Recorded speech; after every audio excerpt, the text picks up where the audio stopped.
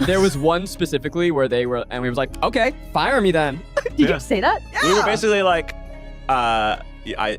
first of all, they were trying to have one-on-one conversations with us, and unfortunately, I was the person who was called in first for that. There was a standoff happening because they had done this stupid contract that I was refusing to sign, that they had tricked, I feel like, tricked the entire company into signing because they put it into office moving paperwork. Like, we were moving offices, and it's like, oh, you got to sign a new thing for the parking. Gosh. You got to sign a new thing. You have to sign a new thing. Oh, and also we have a new image release waiver because we're in a new place. Yo, we need to talk about the Try Guys because Keith and Zach are spilling some serious throwback tea from their BuzzFeed days, and it is wild. They're not just reminiscing, they're exposing how things really went down behind the scenes, and let's just say, BuzzFeed isn't looking too squeaky clean right now. So here's the scoop. On a new episode of their podcast, Keith and Zach let it all out. And it wasn't just random chit-chat, they low-key aimed some shade at a former Try Guy too. People online are eating this up, reacting fast to the bombshells these two just dropped. Everyone's been feeling super nostalgic lately about the BuzzFeed glory days, back when the company was churning out viral hits and building internet stars left and right. But Keith and Zach, they pulled back the curtain to show what was really happening. They shared stories about folks who've since left the company and how BuzzFeed allegedly tried to pull some slick moves to claim ownership over employees' likenesses. Can you believe that? Keith said it happened while they were moving offices. The company reportedly slid in these shady papers for everyone to sign. And the image release waiver, I want to say for the record, none of the people involved in this story work there anymore. But the image release waiver was broad-reaching. It basically was like, we own your likeness in any way we wanted to. It specifically said forever. we would own your life story. Yes. And that was my issue with it. And luckily for me, because I probably also would have blindly signed it, but they ran out of the image release waiver because I was working too late that day because we were always working very hard. So like I was working late and they didn't have any more. And then, so I didn't sign anything. And then I showed up and then a week into being at the new office, they realized I hadn't signed the new image release waiver. So some poor intern gets sent to me and they say, hey, can you sign this? And I was like, well, I got to read it. And they're like, well, you need to sign it. I was like, this is unfortunate, very unfortunate. This intern. An intern delivered this paperwork. And I read it and I'm like, I'm not going to sign it. Real smooth, or so they thought. Keith wasn't having it though. He straight up blasted a warning email to everyone in the office telling them not to sign anything. Did you sign it? No, none of us did because we read it because we're not And because we were all working late. And Yeah. I see. And then I sent an email to the staff saying, did any of you guys sign this thing? It's crazy. I just sent an email to the whole office to be like, don't sign this. They were obviously pissed at me. And then they were like, well, if you don't sign that, you can't be in videos. And I was like, well, if I can't be in videos, I'm a development partner. I can't make videos. But doing that, yeah, it got him into some serious trouble with higher-ups. They did not like that. Things got so messy, the Try Guys had to call in a lawyer to deal with that paperwork drama. And guess what? They were allegedly told that a storm was coming their way.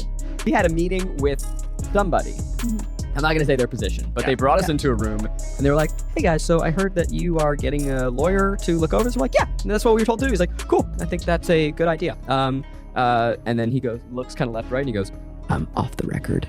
If you do this, a storm is coming. Like, what kind of threat is that? This ain't your regular office politics. It's giving corporate chaos. They also dropped a bomb about how people were getting fired just for working on anything outside of BuzzFeed, even stuff done on their own time. And get this, they claimed the company told folks it was okay that as long as they were upfront about outside gigs, there'd be no issues. But surprise, surprise. Other things like there were a couple people who got laid off because they were like in the background of a music video and they should not have been fired for this. Yeah, there were people who did a web series on a weekend and were let go for that. And then there was somebody what the fuck, so that happened, and then they sent an email like, hey guys, if anyone else is working on anything else, why don't you come and tell us you're doing that? You're not going to get penalized for this, but we want to know because you shouldn't be working on other stuff outside your contract. But they literally said, you will not get in trouble. Just please, if you report to us honestly, we will not get you in trouble. Somebody reported honestly that they were doing freelance research for another company. They were fired. Yeah. Folks still ended up getting the boot. Keith even shared that he had to pass on a major gig, like we're talking big league stuff. He was offered a chance to star in an airline commercial, but since he was still under BuzzFeed's roof, they wouldn't let him take it. Imagine having to turn down that kind of exposure just to stay in the company's good graces.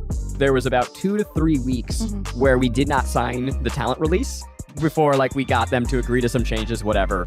And during that 2 or 3 weeks, it's like, okay, well, I can't do my job So what am I going to do? Yeah, what did you do? And so during that 2 to 3 weeks, Keith and I came up with, I think he pitched to me, Drunk Girls Get Surprised with Puppies. Yeah. I made that video. But I said, I won't make it because I'm not making anything for the company right now. Because I was like, they're mad at me, like, fire me. Yeah. I'm making nothing. I'm going to show up at 9 a.m. I'm going to sit at my desk, and I'm going to leave at 5 or 6. Oh my gosh. So now it makes total sense why so many ex-employees ended up dropping those legendary Why I Left BuzzFeed videos. You know the ones. They were like a digital coming out party. A way of saying, I'm free now, watch what I can really do. And honestly, some of those videos blew up, launching full-on careers. We've seen so many of those former BuzzFeed stars take off since then. Just look at Quinta Brunson. She went from BuzzFeed regular to full-blown powerhouse. Like, she's literally dominating the industry now. But here's a little behind-the-scenes nugget I didn't expect. They also revealed where the whole BuzzFeed puppy interview idea came from. Yup, the one that's now a must-do on every celeb press tour. And guess what? That adorable concept, it was all Keith's. He came up with it during a time when he wasn't even allowed to appear in videos. Talk about irony. BuzzFeed really had talent on their hands, and they didn't even let them shine. Even more behind-the-scenes drama came out when Keith and Zach started spilling how some of the higher-ups weren't feeling them working on the Try Guys videos, even though those vids were pulling in crazy views. Why? Because the company didn't like that 3 people were teaming up on one video instead of each cranking out their own. Like, seriously? They were mad at the teamwork that made BuzzFeed blow up in the first place. Zach even made a point to say 3 people, which definitely felt like a not-so-subtle jab. And all of this was like weaving in between the Try Guys stuff. And that was a point of tension, I think, for leadership, but just made, Wait, why for leadership? It seems like they would like that. Well, because honestly, every time we worked on a Try Guys thing, they didn't like it. Oh. They didn't like it because it was 3 people working on one thing. Huh. And I do mean 3 people. Mm-hmm. And that's who was working on it. Yeah. And like we said before, they weren't set up to be a talent company. Yeah. So the bigger more we made got, Try Guys, the Right. more we were popular as talent, and the more the world saw us as a cast of talent. If you know, you know, the Try Guys used to roll 4 deep. That little detail? Not a coincidence. Some shade was definitely thrown. It's actually wild to think about what BuzzFeed could have been if they hadn't let so many creative stars slip away. Sure, everything turned out amazing for those who left. But if the company had just supported them doing outside projects while still representing BuzzFeed, they might have stayed longer and kept that viral magic alive. Think about it. Look at how Saturday Night Live does it. Their cast members do movies, commercials, shows, you name it. As long as they're still showing up and killing it on SNL, it's all good. That setup gives people space to grow without forcing them to leave the nest right away. And yeah, the risk is that someone blows up so big they don't need the show anymore. But that's part of the game. When you're flexible, people are more likely to stick around, long enough to pass the torch to fresh faces who are just starting to rise. That blend of new and OG talent, that's what keeps a brand strong. BuzzFeed could have had that, but they fumbled it. By the time people really start making waves, they want to branch out, and that's just natural. But to be fair, Keith and Zach weren't all doom and gloom about BuzzFeed.